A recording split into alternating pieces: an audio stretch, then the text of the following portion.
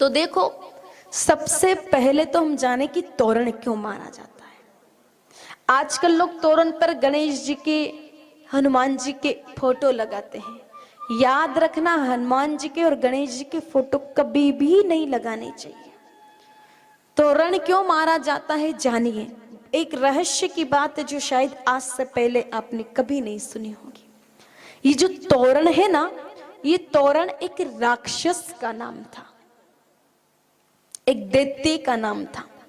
वो राक्षस क्या करता, जब भी किसी कन्या की शादी होती तो अपना रूप बदल लेता, तोते का, मिट्टू का, सुवे का रूप बना लेता और तोते का रूप बना करके उस बेटी के द्वार पर जाकर के बैठ जाता और उस कन्या का हरण करके लेकर के आ जाता।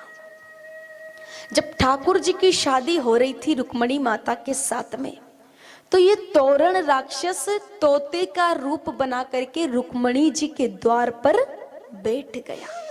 लेकिन जैसे ही ठाकुर जी द्वार पर आए, तोते को देखा।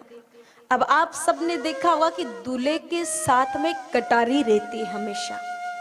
तो जैसे ही ठाकुर जी रुक्मणी माता के द्वार पर पहुंचे, उस तोते को देखा तो देखते ही पहचान गए ठाकुर जी तो कि ये कोई तोता नहीं है, ये तो एक राक्षस है।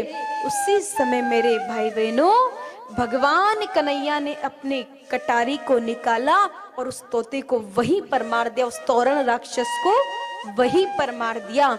तब से प्रथा चली है तोरण मारने की। नाम से ही स्पष्ट होता है कि तोरण मारना यानी कि उस राक्षस को मारना। आज भी वो दूल्हा कटारी क्यों लगाता है उस तोरण पर, कि उस राक्षस को भगाता है। अब हम लोग हनुमान जी का और गणेश जी का फोटो लगाएंगे तो भगवान ही भाग जाएंगे, कैसे भगवान की कृपा होगी। तो जब भी आप तोरण बनवाए तो उस तोरण पर तोते का फोटो लगवाए, ना कि गणेश जी का और हनुमान जी का।